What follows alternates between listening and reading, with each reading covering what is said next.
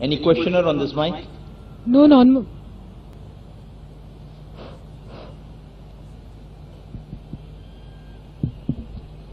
Can we have any volunteers confirming or...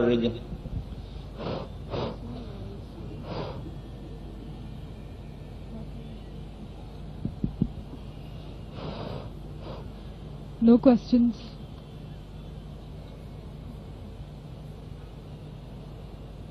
If there's no question, we'll allow the brother here to ask the next question. Yes, brother.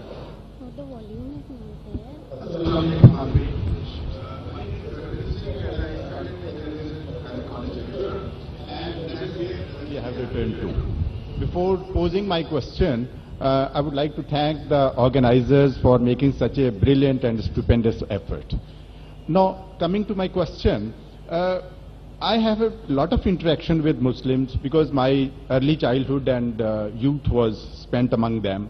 But one question has always been not really understood by me, the definition of Allah. Because to my mind and the way it has been given to me by my Muslim friends and acquaintances, that their definition of Allah basically is negation of other faiths and also non-acceptance of their definition of God as such.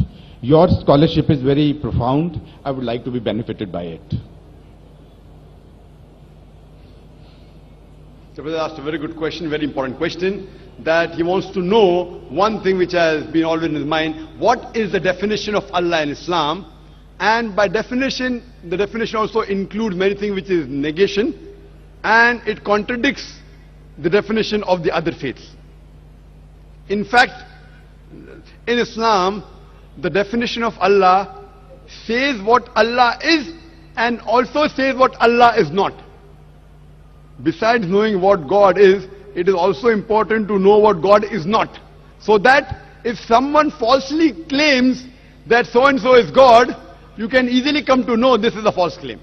As far as the reply to what is the definition of Allah, the best reply that any Muslim can give you is from the Quran, from Surah Ikhlas, chapter number 112, verse number 1 to 4, which says, Kul huwallahu ahad. Say, He is Allah one and only. Allahu samad. Allah, the absolute and eternal. Lam yalid walam yulad. He begets not, nor is he begotten. Walam yakul lahu kufuwan ahad. There is nothing like him. This is a four-line definition of Allah subhanahu wa ta'ala, of Almighty God, given in the glorious Quran. This is the touchstone of theology. It is the litmus test to identify any person says so-and-so candidate is God. If that candidate fits in this four-line definition, we Muslims have got no objection in accepting that candidate to be God. The first is, Qul huwallahu ahad. Say it's Allah one and only. Allahu samad. Allah, the absolute and eternal. Lam yalid walam yulad. He begets, nor is he begotten. Walam yakul lahu kufuwan ahad. There is nothing like him. For example, I'll give you an example. There are some human beings who say that Bhagwan Rajneesh is God. During question and answer time, there was a Hindu brother who told me that if Hindus don't consider him to be God. I never said that the Hindus call Bhagwan Rajneesh to be God. There are many human beings who claim Bhagwan Rajneesh is God. Now I will give you a sample. Why do we use this negative also? Like say is Allah one and only is positive. Allahu samad, Allah the absolute eternal. Lam yalid walam yulad. He begets not, nor is he begotten. Why do we use this? Now we put this Bhagwan Rajneesh to test. The first test is, Qul huwallahu ahad. Says Allah one only. Was Bhagwan Rajneesh one and only?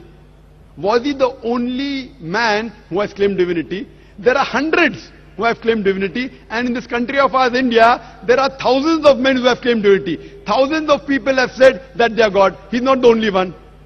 But Rajneesh Bhakt will say, no, Bhagwan Rajneesh is unique. So let's go to the next test.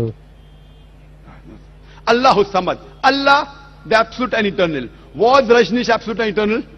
When we read his autobiography, we read there that Bhagwan Rajneesh, he was suffering from asthma, from diabetes mellitus, from chronic backache. Imagine Almighty God suffering from asthma, from diabetes mellitus, from chronic backache.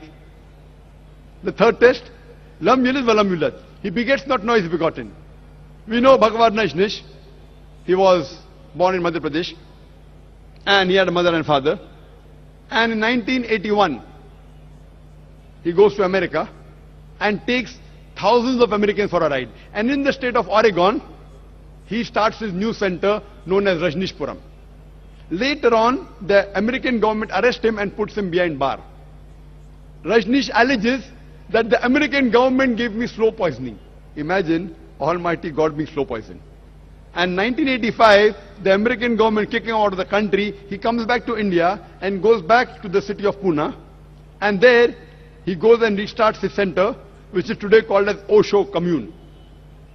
And if you visit Osho Commune today, if you go to a Samadhi, where his ashes have been kept after he died, it is mentioned over there on his Samadhi on a stone, Osho, Bhagwan Rajneesh, Osho, never born, never died, but visited the earth from the 11th of December, 1931 to the 19th of January, 1990.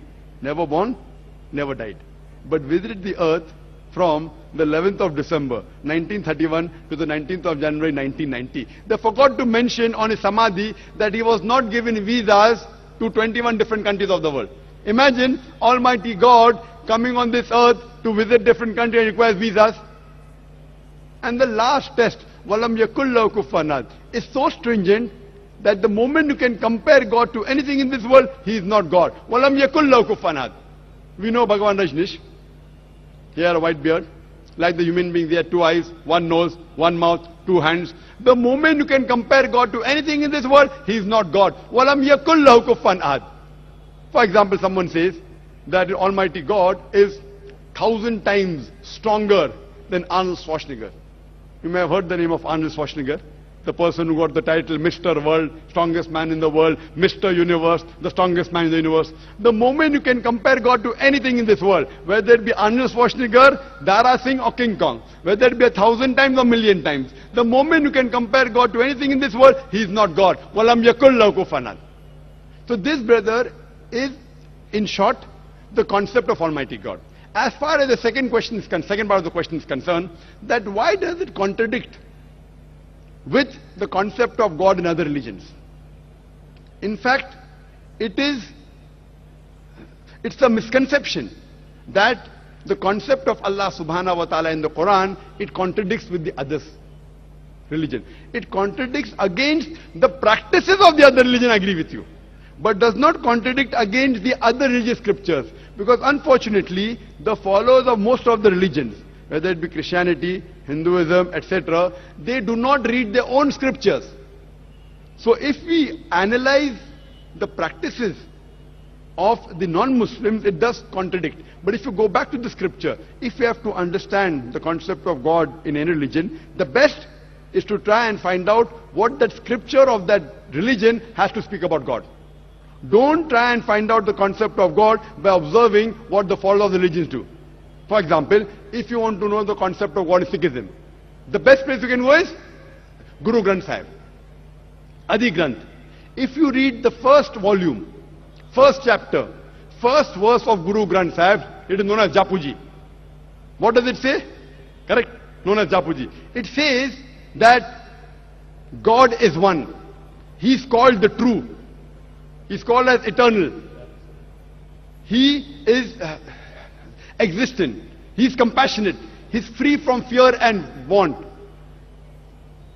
And if you know, in Sikhism, Sikhism believes in one God. It does not believe in idol worship. It does not believe in Avatarvada. And in the manifest form, he is called as Omkara. And unmanifest form, he is called as Ekomkara. And if you read the scriptures of Sikhism, there are various attributes given to Almighty God. If you read the 6 scriptures, Almighty God, he is called as Satyanama. He is called as holy name. He is called as Kartar, the creator. He is called as Rahim, merciful. He is called as Kareem, beneficent. He is also called as Vahe Guru, the one true God. So if you go back to the scripture, the concept of God in Sikhism and Islam is the same.